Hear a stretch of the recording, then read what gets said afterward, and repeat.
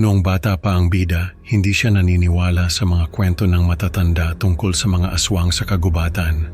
Pero isang gabi, nagbago ang lahat nang makakita siya ng isang nilalang na lumilipad sa itaas ng mga puno.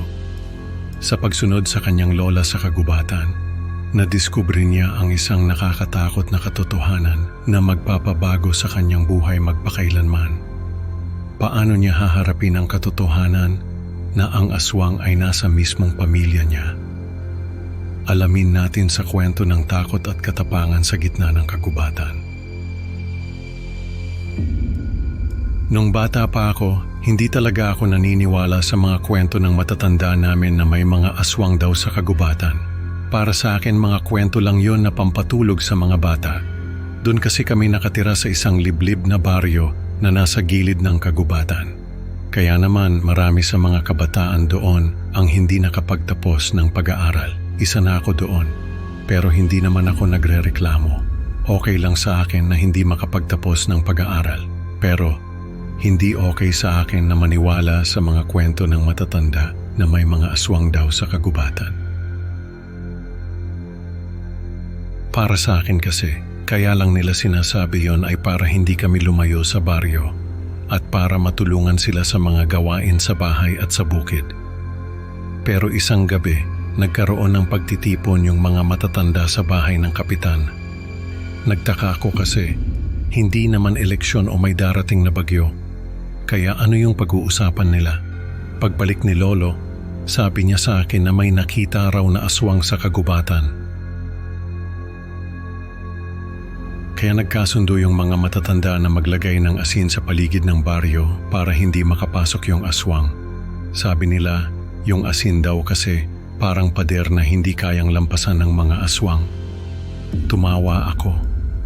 Sabi ko kay Lolo, naniniwala pa rin ba siya sa mga kwentong aswang? Nainis si Lolo sa akin, sabi niya, hindi na raw ako bata para hindi makinig sa kanila. Tapos, binigyan niya ako ng anting-anting. Sabi niya, isuot ko raw yon at huwag na huwag kong tatanggalin. Sabi ko, bakit? Sabi ni Lolo, hindi ko raw malalaman kung kailan ako aatakihin ng aswang, kaya mabuti na yung handa. Tumawa ako.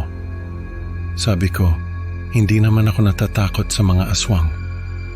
Sabi ni Lolo, hindi ko raw kailangang matakot sa mga aswang. Matagal na raw siyang sanay sa mga ganitong sitwasyon kaya alam niya ang ginagawa niya.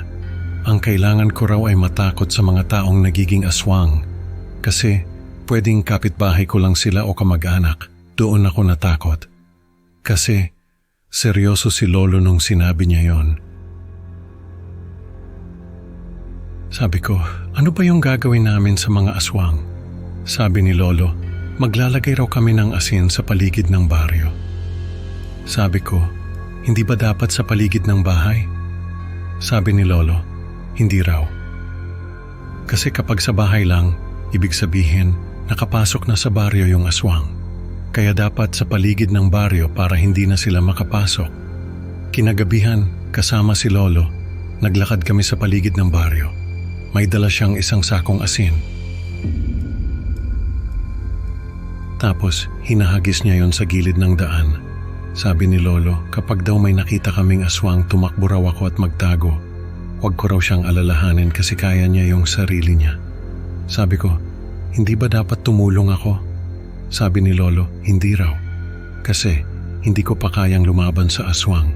Nung mga oras na yon, kinakabahan na ako. Kasi parang totoo nga yung sinasabi ni Lolo. Naglalakad kami sa gilid ng kagubatan. Tapos biglang may narinig kaming tunog na nanggagaling sa loob ng kagubatan. Parang may nabali na sanga. Napatigil kami ni Lolo. Tapos tinuro niya yung langit. Sabi niya, tingnan ko raw yung lumilipad na itim na nilalang.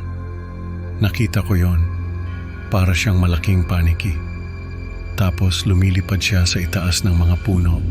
Sabi ni Lolo, yun daw yung aswang na nakita ng mga matatanda. Doon ko lang napagtanto na totoo nga ang aswang. Sabi ni Lolo, hindi raw ako dapat matakot kasi hindi naman kami nakikita ng aswang. Tapos nagpatuloy na kami sa paglalakad. Pagdating namin sa bahay, sabi ni Lolo, huwag ko raw sasabihin kay Lola na may nakita kaming aswang. Tinanong ko si Lolo kung bakit, pero hindi na siya sumagot. Lumipas ang ilang araw, napansin ko na may kakaibang ginagawa si Lola. Parang palaging may hinahanap siya sa dilim at yung mga mata niya parang laging may tinatago. Isang umaga nakita ko si Lola na may inuukit na mga simbolo sa lupa. Tinanong ko siya kung ano yung ginagawa niya, pero hindi pa rin siya sumagot. Nagsumbong ako kay Lolo. Sabi niya, hayaan ko lang daw si Lola at huwag ko siyang pakikialaman. Sabi ko, baka may sakit si Lola. Pero sabi ni Lolo, ayos lang daw si Lola. Isang gabi hindi ako makatulog. Lumabas ako sa bahay. Nakita ko si Lola na naglalakad papunta sa kagubatan. Sinundan ko siya. Doon ko nakita na naghubad si Lola. Tapos inalis niya yung balat niya, parang ahas na naglalagas ng balat. Sobrang nakakatakot, para akong nanonood ng pelikula na hindi ko kayang tapusin. Nagulat ako. Tapos tumakbo ako pabalik sa bahay. Nagtago ako sa ilalim ng kama. Naghintay ako. Hindi ko alam kung ano yung naghihintay ko. Pero ang alam ko lang ay natatakot ako. Hawak-hawak ko yung anting-anting na bigay ni Lolo. Tapos bigla siyang nalaglag. Narinig ko na may pumasok sa bahay. Tapos naramdaman ko na may nakatingin sa akin doon sa ilalim ng kama. Nung tumingin ako, nakita ko yung mukha ng aswang. Nagsisigaw ako. Tapos tumakbo palabas ng bahay. Nasa likod ko yung aswang. Pero si Lolo, sinalubong niya yung aswang. May dala siyang itak, pinagtataga niya yung aswang.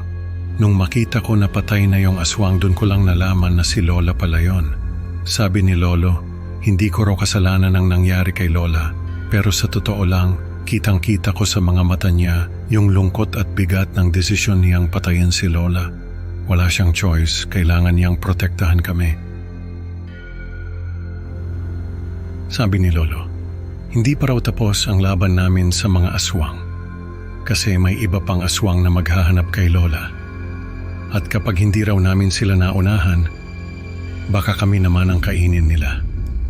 Mula noon, ako na yung kasama ni Lolo sa pagbabantay sa baryo namin. Kahit takot pa rin ako, alam kong kailangan kong maging matapang para sa baryo namin. Natutunan ko yung mga kwento ng matatanda.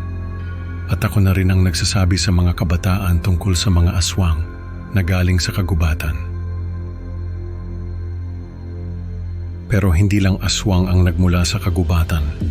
Marami pang iba. At dahil nga sa karanasan ko kay Lola ay nakahanda ako sa mga susunod pang panganib na nagmula sa kagubatan.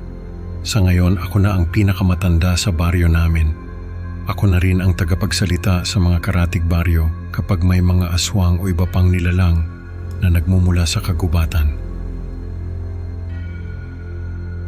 Sa kwento natin, natutunan ng bida na hindi lahat ng alamat ay katang-isip lang. Minsan ang panganib ay nasa mismong tahanan. Salamat sa pakikinig mga ka-creepy. Huwag kalimutang mag-like at subscribe para sa mas marami pang nakakakilabot na kwento.